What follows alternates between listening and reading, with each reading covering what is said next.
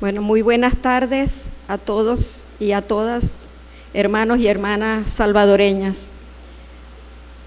Muy feliz de estar aquí de nuevo en estas tierras centroamericanas. Esta es como mi cuarta visita, creo, a El Salvador. Y me ha alegrado mucho encontrarme los amigos que se han ido haciendo a lo largo de estos años, de verlos de nuevo. Los saludo a los que están aquí presentes y a todos los demás amigos que faltan por venir en el tiempo que está. Quiero darle un saludo muy especial a nuestra embajadora, la profesora Nora Uribe, que nos acompaña en el día de hoy.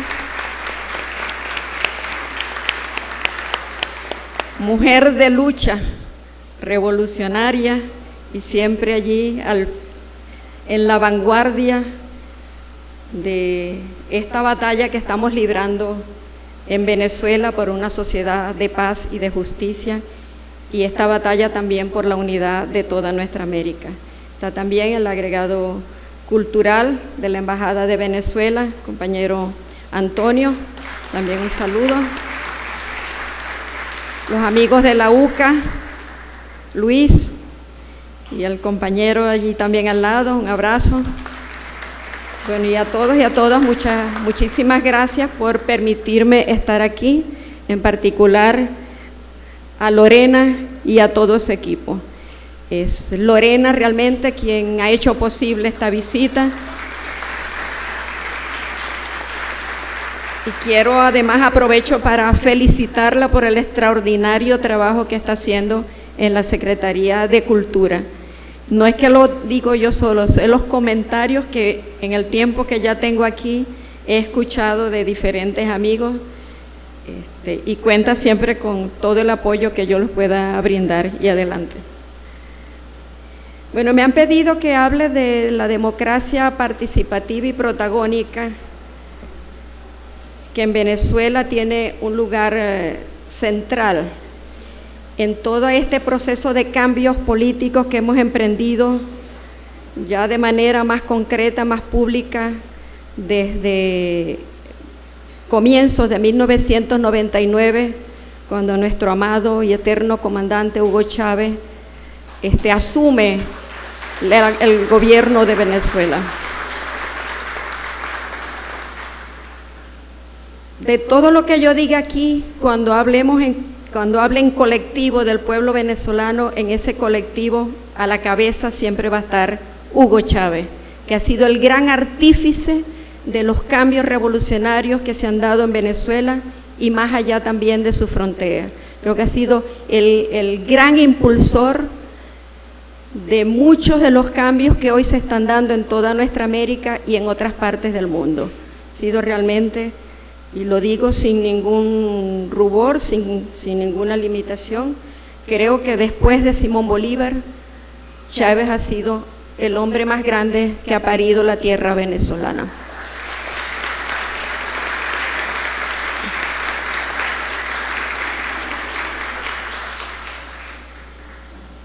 Y es de Chávez esa noción de democracia participativa y protagónica que hoy es estudiada en centros de investigación, incluso de Europa y de los Estados Unidos, por el profundo significado y por lo que ha venido a aportar a la teoría política sobre la democracia, ¿no?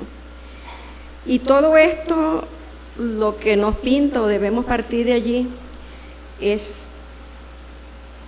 o ha encarnado, se ha materializado en un conjunto de transformaciones que se han venido dando en nuestra América en los últimos años, transformaciones que básicamente han sido en el orden político y social, pero que ya están también teniendo repercusión en el ámbito económico.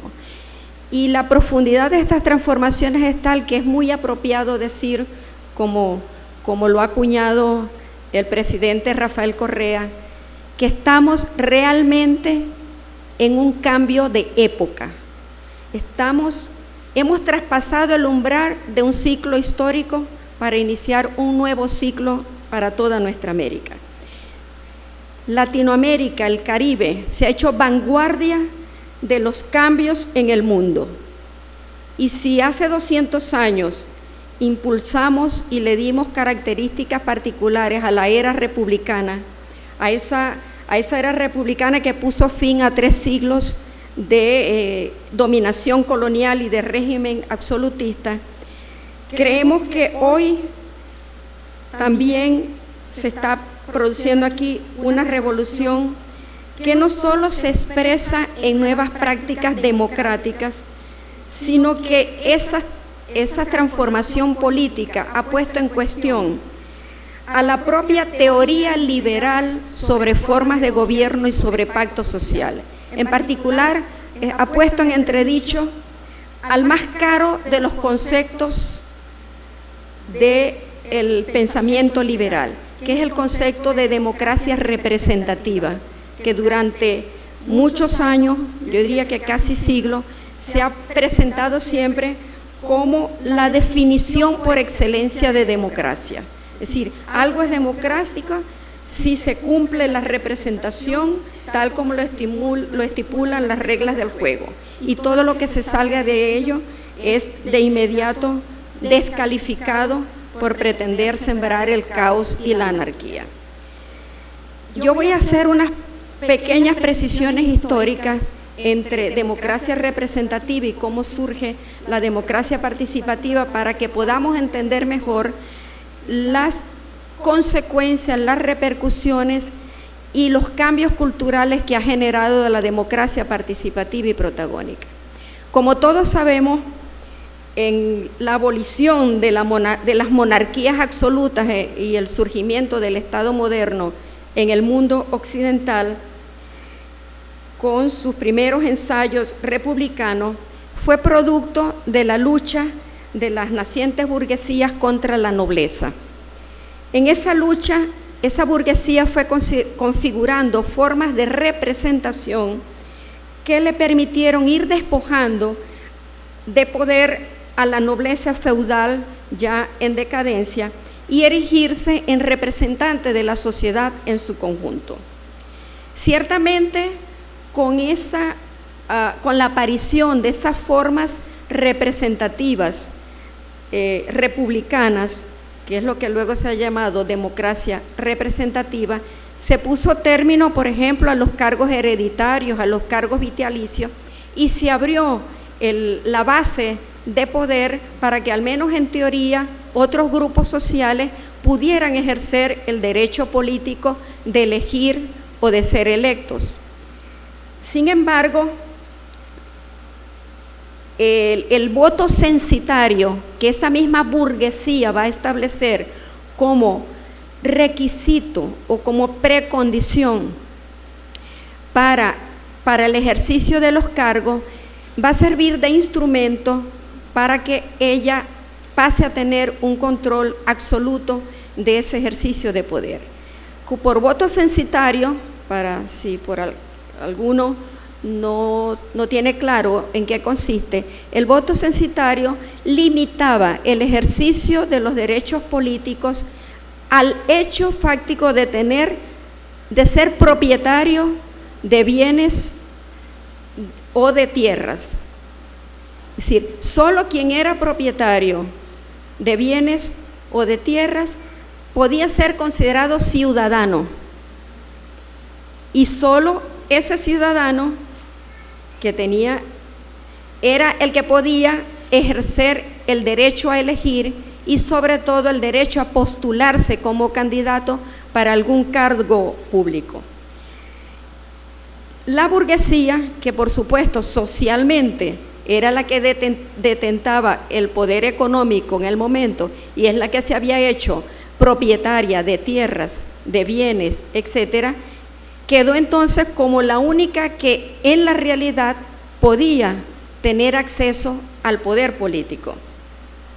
Y aunque posteriormente estos sectores excluidos fueron conquistando a lo largo de la historia algunos derechos políticos, como por ejemplo cuando las mujeres comienzan a tener el derecho a voto o cuando se disminuye un poco el peso del derecho de propiedad y se permite una sí, una votación más universal y más directa, aún así la burguesía se va a encargar de desarrollar unos mecanismos de otra índole para seguir manteniendo el control de esos procesos democráticos y seguir manteniendo los privilegios de poder que esa democracia le daba.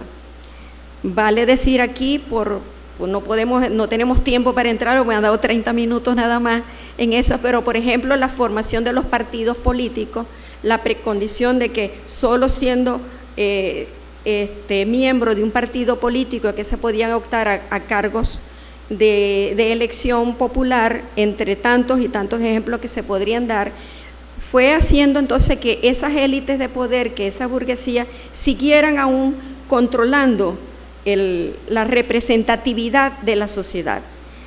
Todo esto va a desembocar en el hecho de que entonces va a ser esa representatividad burguesa, concebida por esa burguesía, desarrollada por esa burguesía, la que se va a ir constituyendo como forma democrática y además con pretensiones de universalidad. Y a partir de allí, cualquier otra exigencia de ejercicio democrático que exigiera no representatividad, sino participación real y directa de los ciudadanos, inmediatamente pasaba a ser catalogado, descalificado y en muchos casos condenado como intentos de introducir el caos y la anarquía en la sociedad. Así entonces la sociedad liberal se presenta como la expresión del mejor y más racional modelo de gobierno y de contrato social. Más tarde, ya en el siglo XX, cuando surgen las propuestas de socialismo real, que está basada, al menos en teoría, en la participación directa del pueblo en la toma de decisiones políticas y económicas, recordemos la famosa frase, todo el poder para los soviets. Desde esa democracia liberal burguesa se tildó esa propuesta de participación global del pueblo como absurda, como irreal y como un atentado contra la verdadera democracia, acusándola incluso de conducir al anarquismo o al llamado, que todavía la derecha sigue usando esa expresión, o al totalitarismo comunista. Es decir, esa burguesía, esa sociedad liberal burguesa, logra crear una falsa antinomia entre representatividad y participación.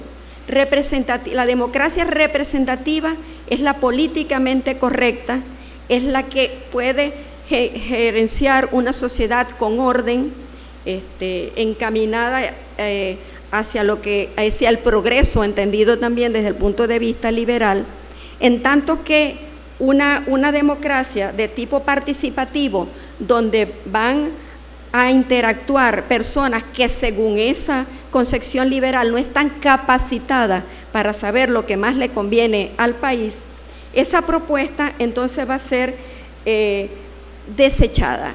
Entonces, esta falsa antinomia se va a fortalecer aún más y se va a convertir en casi una contradicción absoluta en la medida en que el sistema capitalista se va a ir haciendo hegemónico en el mundo, sobre todo a partir de la Segunda Guerra Mundial, y entra en confrontación con el modelo soviético que le disputaba sus áreas de expansión.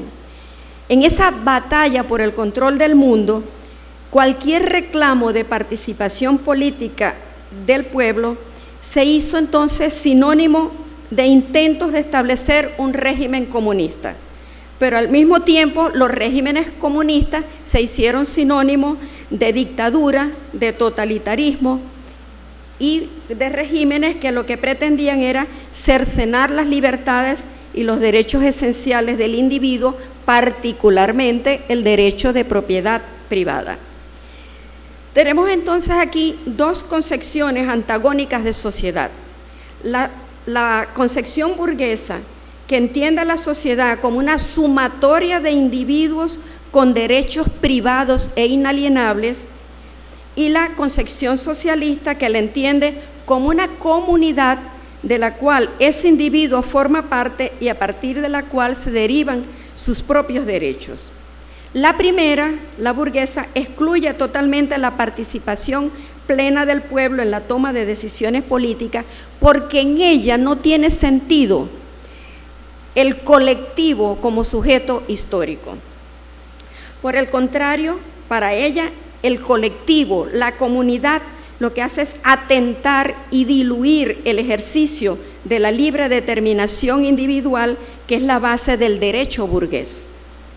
Entonces, y esto, hagan un poquito de reflexión y de comparación con los procesos políticos que se están viviendo hoy y vemos a una derecha actual combatiendo todas estas propuestas de participación que están surgiendo de los derechos revolucionarios, diciendo que estos gobiernos revolucionarios atentan contra esos derechos individuales, contra esa propiedad privada. Entonces, frente a esa sociedad burguesa, tenemos entonces esa concepción burguesa, tenemos entonces la concepción que podríamos llamar socialista, en el sentido de que considera que una sociedad es más democrática en la medida en que avanza hacia la participación plena del pueblo. No quiere esto decir que la concepción socialista excluye la representatividad, porque hay razones innegables de factibilidad empírica en que es necesaria la representatividad. No todos podemos ser presidente de la República al mismo tiempo. No todos podemos ser diputados en una Asamblea Nacional al mismo tiempo. Es necesario que el pueblo, la totalidad del pueblo, elija a los que van a ser sus representantes o a quienes van a ejercer ese derecho en nombre de ese pueblo. Lo que sí es importante es que, al contrario de la sociedad, de la concepción burguesa, que fetichiza la representatividad, y a partir de que el individuo, la persona es electa, es la voluntad de ese representante la que decide todo y no el colectivo que lo eligió. Entonces, a diferencia de ello, aquí en esta concepción socialista, esa representatividad, como es el caso del presidente o de diputados, etcétera, va a quedar siempre supeditada a la soberanía popular. El pueblo no cede jamás totalmente esa soberanía. Un caso particular en Venezuela es el referéndum revocatorio para esos cargos de representación de la voluntad del pueblo. Entonces, lo que queremos con esto es subrayar que no se trata de concepciones antagónicas por sí mismas y que esa falsa antinomia que el liberalismo ha creado entre ambas formas de ejercicio democrático está dirigida a impedir que las demandas de participación del pueblo pongan en peligro los intereses de poder de las élites dominantes. Esto es muy importante tenerlo presente a la hora de analizar las tensiones y los conflictos que caracterizan a los procesos políticos que están hoy en marcha en nuestra América. Tenemos, por un lado, un conjunto de países con gobiernos liberales y sujetos a las directrices de Washington que, absolutizando la representatividad, intentan presentarse como las democracias verdaderas, las democracias políticamente correctas, y para quienes, por ejemplo, la revolución bolivariana, la revolución ciudadana en Ecuador, o la revolución sandinista o la boliviana, que privilegian la participación, no son más que desviaciones totalitarias que terminarán indefectiblemente en lo que la derecha llama un comunismo que va a anular por completo toda libertad individual. Por el otro lado, tenemos entonces gobiernos que por primera vez se parecen a sus pueblos, que por primera vez gobiernan con el pueblo y para el pueblo, y que por ello se han hecho entonces blanco de los más feroces ataques de la burguesía y de los sectores radicales de la derecha que han visto perder o se han visto desplazar del poder político.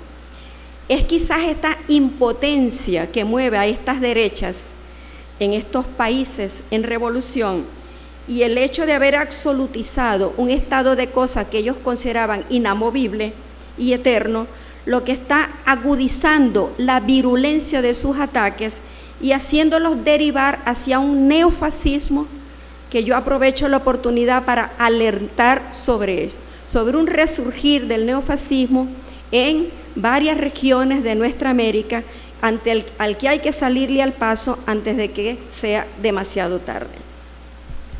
Bueno, el otro argumento utilizado por la derecha o por este pensamiento burgués para descalificar las democracias participativas que se están levantando en nuestra América es la de catalogarlas de populistas. Con esta calificación, la derecha solo muestra su desprecio por la capacidad de análisis del pueblo, pero también muestra sus limitaciones intelectuales al no ser capaz de detenerse a analizar los nuevos supuestos desde donde se está construyendo estos inéditos procesos de lo que se ha dado en generalizar como socialismo del siglo XXI.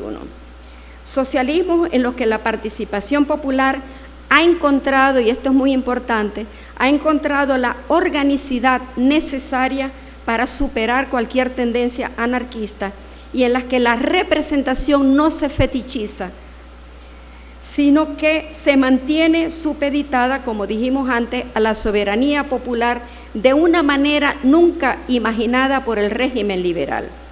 Se trata entonces de revoluciones políticas que buscan además las vías para producir también revoluciones económicas mediante la transformación y democratización de la propiedad, de los medios de producción y mediante la puesta en práctica de modelos de gestión participativa, así como sustentando ese nuevo modelo económico sobre los valores de la solidaridad, de la cooperación y de la complementariedad, en lugar de la competitividad y de las ventajas comparativas que mueven al modelo capitalista burgués.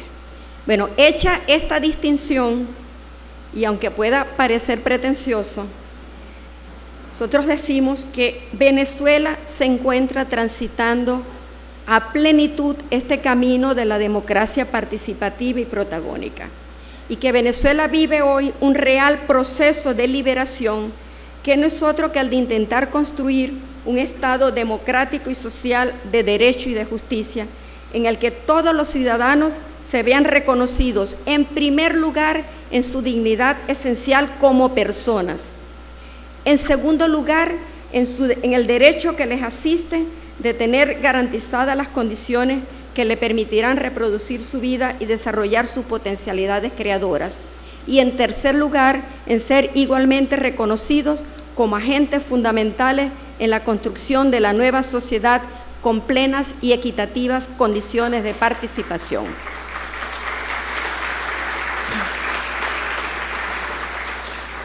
Todo esto es lo que engloba la noción de democracia participativa y protagónica, que constituye la clave sobre la que se estructura la propuesta bolivariana y de cuya realización plena depende su consolidación como proceso liberador.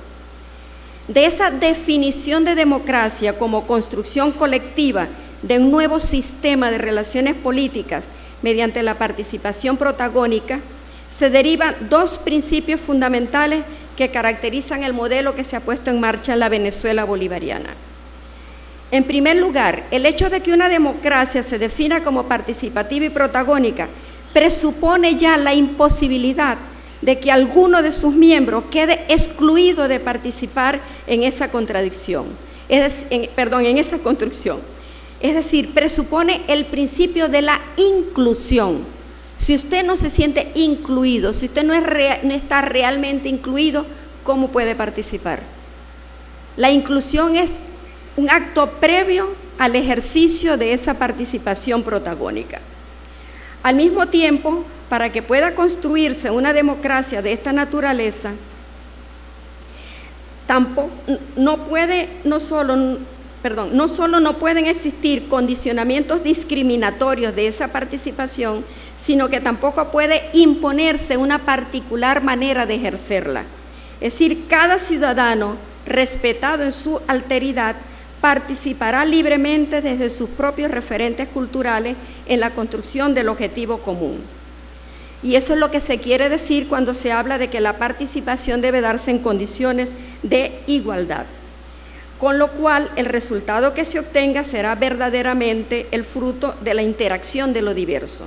tenemos entonces inclusión social e interculturalidad como presupuesto, pero también como garantía de construcción de ese modelo de democracia participativa y protagónica. Este concepto, que es desarrollado en la Constitución de la República Bolivariana de Venezuela, que el pueblo aprobó en referendo popular el 15 de diciembre de 1999, se opone, como ven, de manera radical al concepto de democracia que defiende el neoliberalismo. Y ya este solo hecho marca su sentido emancipador. En esta Constitución, por ejemplo, se define a la República como una sociedad democrática, participativa y protagónica, multiétnica y pluricultural. Y ya ese reconocimiento del mapa cultural del país hizo posible, por ejemplo, por primera vez, la visualización y la presencia política de los pueblos indígenas, de los pueblos originarios, que hasta el momento parecían no existir en esa Venezuela. Aquí se consagran los derechos de estos pueblos y se les reconoce su organización social, política y económica, sus culturas, usos y costumbres, su educación, la aplicación de sus propios códigos legales, el usufructo de sus tierras ancestrales. Es decir, no hay derecho que los indígenas hayan reclamado que no haya sido reconocido al presente en la Venezuela bolivariana y que no estén contemplados aquí en esta Constitución. Es más aún, fueron los propios indígenas los que redactaron el articulado que luego va a aparecer en la Constitución como derechos para los pueblos indígenas. A nivel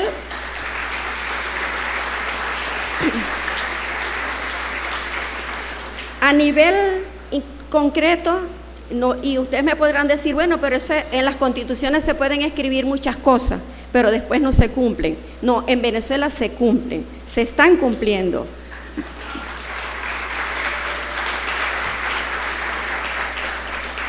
Para darles un ejemplo, ya se demarcaron los territorios ancestrales que las comunidades reclamaban históricamente como suyos. Se confiscaron las tierras que la sociedad criolla había invadido. Se están pagando las bienhechurías que esa sociedad criolla había hecho y se le está entregando a las comunidades indígenas los títulos de propiedad colectiva sobre esas tierras. Al momento ya se han devuelto, porque lo que estamos es devolviendo, haciendo un acto de justicia, ya se han devuelto casi 2 millones de hectáreas a las comunidades indígenas. Como yo sé que el tiempo va en contra, hay una serie de derechos que contempla la Constitución y que en la realidad que el gobierno bolivariano se ha esforzado, en hacerlo realidad, y que tienen que ver con lo que estábamos hablando de la inclusión social. Por ejemplo, en el caso de las mujeres, que era otro de los sectores excluidos, pero abiertamente de la participación y del ejercicio democrático y de muchos otros derechos sociales. Se establece la igualdad y la equidad de hombres y mujeres en el ejercicio del derecho a trabajo, pero una cosa muy particular, y esto para las mujeres, se reconoce el trabajo doméstico que ejercen las mujeres como un trabajo, que genera valor agregado, que contribuye con la economía, y por lo tanto todas las amas de casa tienen derecho a tener seguridad social, a recibir pensión de la seguridad social después de cumplir los 55 años de edad. Igual está con los derechos de los niños, de los ancianos, de las personas discapacitadas, de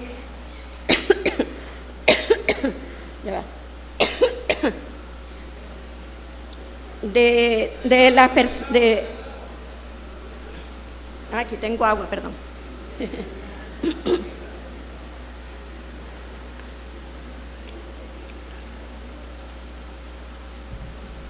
De la sexodiversidad y de todos aquellos sectores que hasta el presente habían estado como marginados de los beneficios sociales. En esencia, entonces, el gobierno bolivariano, en responsabilidad compartida con los ciudadanos, pues ha ido avanzando en la garantía de esos derechos humanos básicos y en general de todo aquello que genere una participación justa y equitativa en el desarrollo de la nación, sin discriminación de ningún tipo.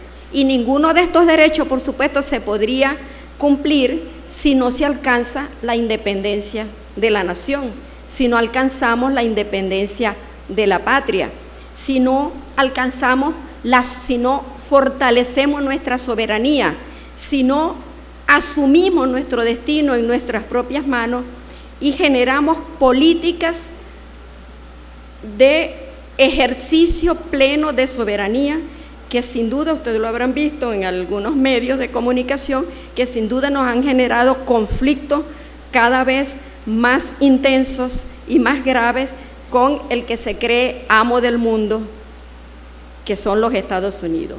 Pero sabemos, estamos conscientes que ningún derecho humano podrá realizarse, ninguna participación se hará realidad nunca, ninguna inclusión social se podrá ejercer a plenitud si no aseguramos antes la independencia y la soberanía. Y esto pasa por desarrollar también una economía participativa, popular, alternativa, a la que el gobierno le está dando el máximo de los apoyos.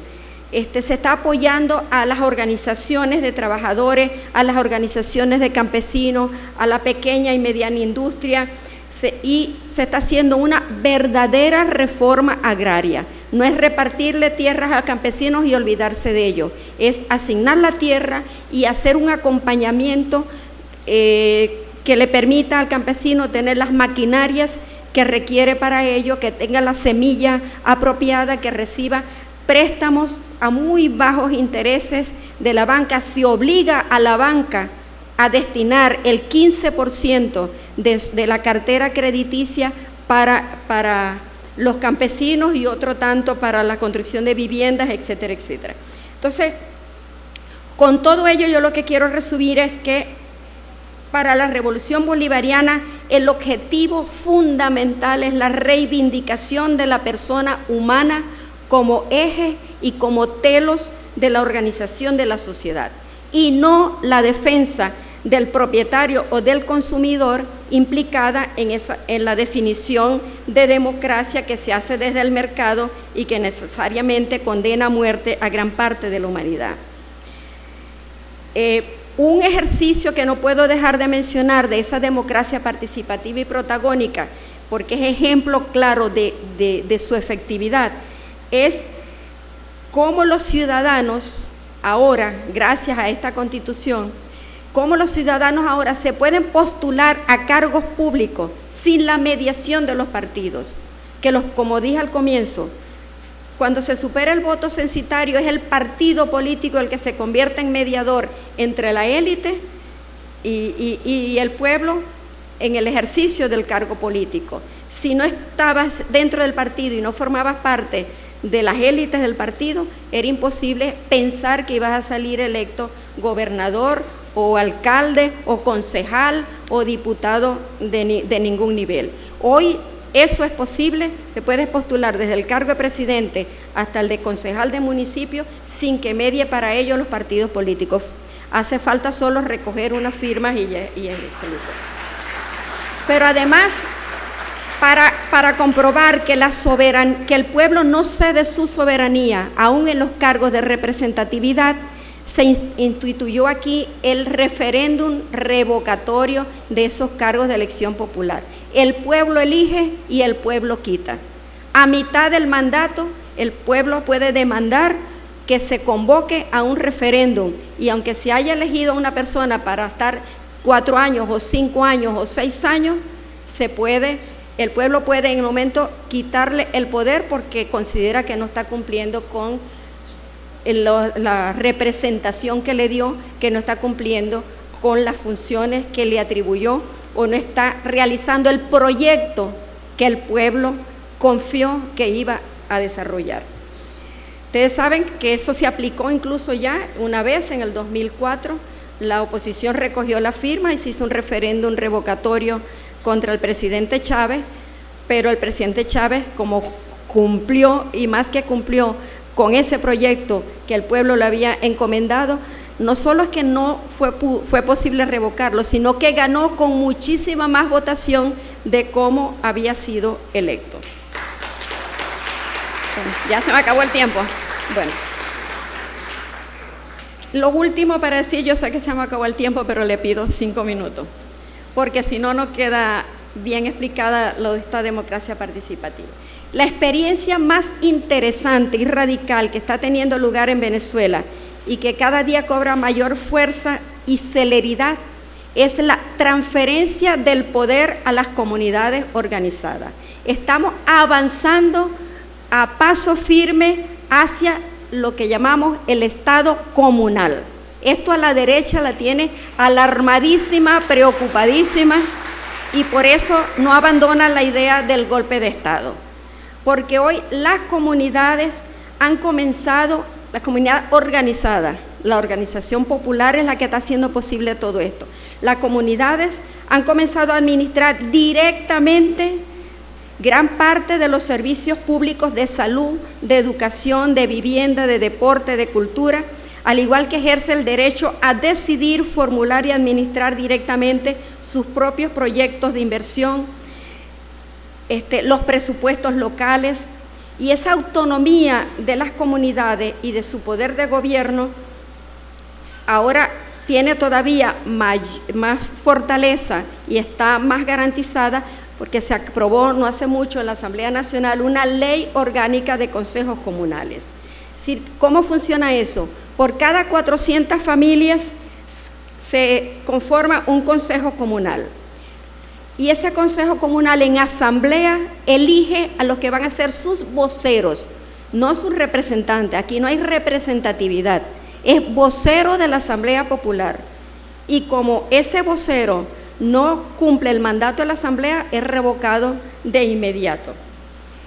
Ese consejo comunal coordina así la organización y la ejecución de los proyectos que la comunidad considera prioritarios. Administra los recursos que por ley el presupuesto, el gobierno nacional le tiene que transferir desde el presupuesto nacional.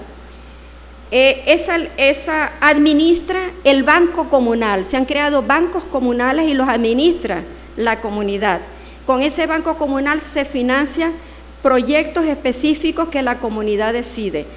Es la propia comunidad, por ejemplo, la que está hoy llevando el gran peso de la gran misión Vivienda Venezuela, que está transformando urbanísticamente el país y resolviendo el problema de vivienda. El jueves pasado se entregó la vivienda número 400.000, hecha en los últimos 26 meses, desde que empezó el programa, que empezó hace 26 meses. Y más del 40% de las viviendas que se están construyendo, las está construyendo la comunidad. Pero no solo las construye, la comunidad decide quiénes de la comunidad merecen ser los primeros adjudicatarios de la vivienda. ¿Quiénes son los que van a recibir los beneficios de las casas de alimentación y de cualquier otro de los beneficios que el gobierno ha instituido para ello? Bueno, no puedo seguir por razones de tiempo. Lo que sí quiero decir es que Venezuela, y esta es la medida también de cómo esto se está haciendo de verdad, y no es palabrerío, Venezuela dedica el 60% de su presupuesto a la inversión social. Aparte de Cuba, no hay ningún otro país que dedique tanto a la inversión social. Esto ha producido logros que ustedes pueden conseguir buscando en las páginas oficiales del gobierno. No les voy a decir que en todos los medios, porque ya saben que los medios son una de las herramientas que tiene hoy el imperio para seguir controlando, alienando conciencias y separando a los pueblos de sus verdaderos líderes.